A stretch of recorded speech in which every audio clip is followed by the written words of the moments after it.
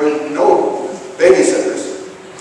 And so those of us who were under the age of 3 had to depend upon our mothers who were there quilting and quilting and quilting.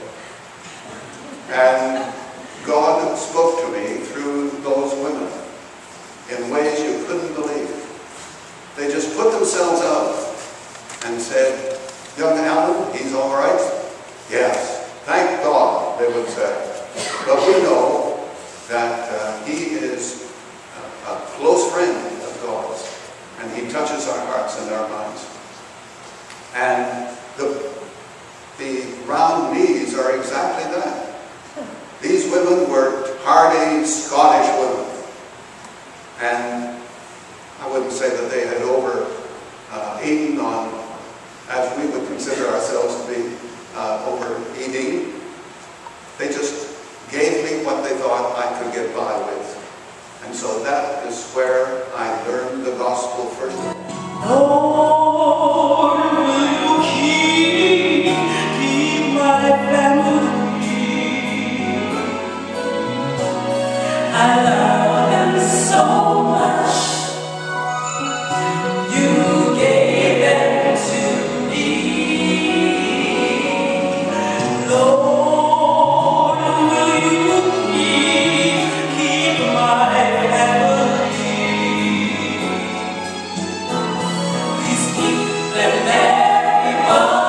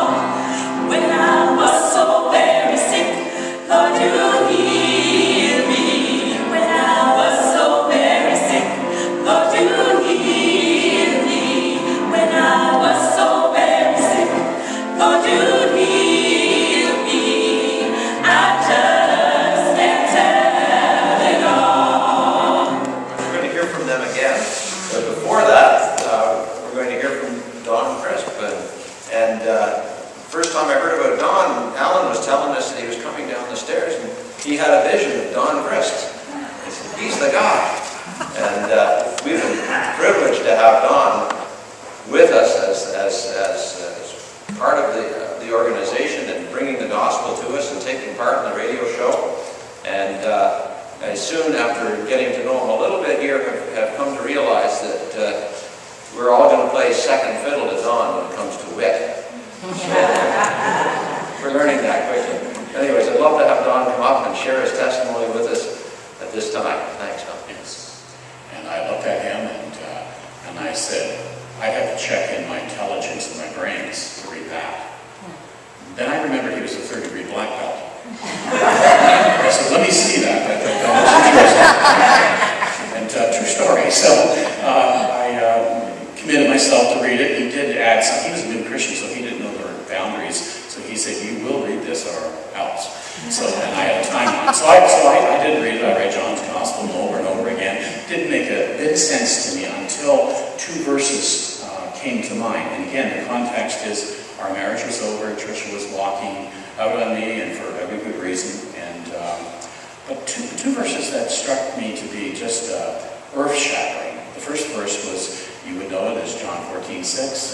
I am the way, the truth, and the life. And I remember saying to church, I said, now hear this. When you look at all the religions in the world, Buddhism and Hinduism and all the isms, there's this guy from Nazareth who's saying it's his way or the highway. No one comes to the Father except by me. And I remember sitting there thinking, I like that. I like this guy. I don't know who he is, but I like the fact that he's making a statement that face of everything else. I wasn't a Christian. I remember looking and just saying, so therefore, I'm going to presume that there's got to be a better way. And so if you do exist, then I want to live my life your way. Because I now believe that that's what I need in my life is your truth. Your truth. And if you are the way, the truth, and the life, I want to surrender my life to you. She's so flexible. Alma is the chair of our board, and I just wanted to present to the board tonight and to the ministry, to the radio ministry, 2 checks. One is from our church, First Baptist Church, Smith Falls, and some of our members are here tonight to affirm the ministry, the radio ministry that Alan, what the Lord began through Alan and has blessed for so many years, and so therefore there's a check here from our church for $700 to afford and we're really thrilled about that. We're also part of the Association of Baptist Churches that we are part of. There's an Ottawa Association of Baptist Churches. I'm part of the Canada Central Association. You just follow the railroad line from Rockville and Kingston and follow right up the valley, and you knock off 13 Baptist churches on the way up. And but you know what? They got together and they also wanted to present a check for the radio ministry of $650.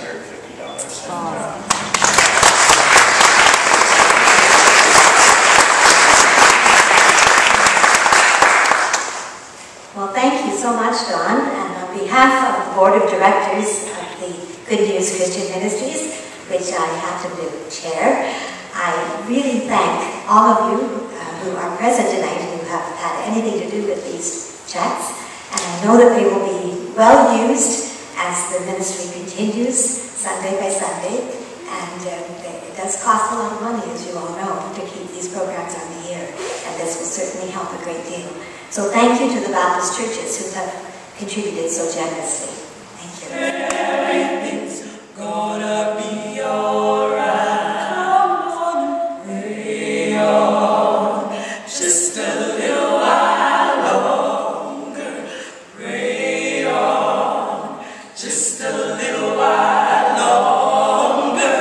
Pray on. Just a little while longer. Everything's gonna be alright. Speaks peace unto my storm clouds. His name speaks calm unto my fears. And when I feel that no one loves me, His loving presence is so near. That name is Jesus. Oh, how I love Him, the one who gave His life for me. Because of love so unconditional, I will have life eternally.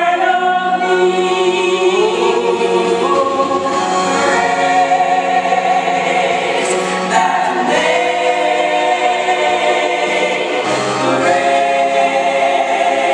Praise that name.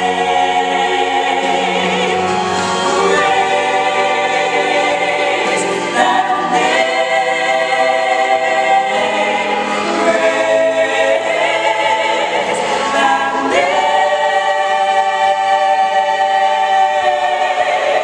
someday I'll leave this earthly dwelling.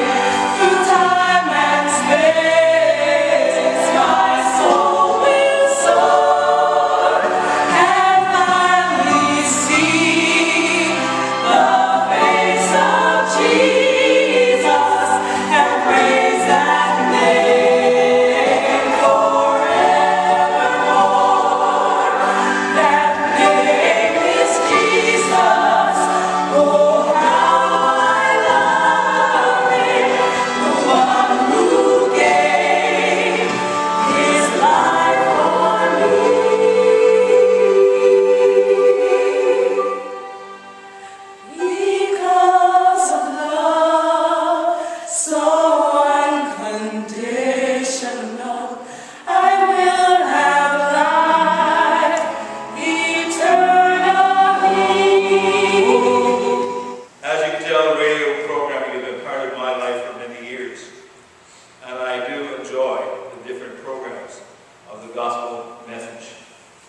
But you know, it's a concern of mine that people sometimes stay away from church to listen to the radio or more recently to watch TV. I like to think of good news in the morning as a preparation time. It prepares you for the service that you're going to have 3 hours from now. Prepares you for the service. I will always hold that specific thought. It's a preparation time. Crisp and Churchill, part of our routine. I find the sermons inspirational. I find the messages clear. I find they speak of Jesus Christ, the divine Son of God, born of the Virgin Mary, cradled in a manger, ministered in Galilee, died upon the cross of Calvary, and rose on the third day. He's gone to heaven to prepare a place for us, and someday we shall forever be with the Lord. Praise the Lord forever. Isn't that wonderful? Your sermon. My meat of the word and my jump start for the week is with Dr. Churchill and Don Chris with Good News in the Morning. My husband and I met Dr. Churchill and his wife for the first time at Silver Lake Seniors Camp. I went out of curiosity to see who was the man I was listening to. Certainly no disappointment. A couple of years later, we worked a retreat with Alan and Alma, once again at Silver Lake. It's my privilege to be a regular listener, a supporter of this profoundly sound and theologically uplifting program. I trust you to support it too.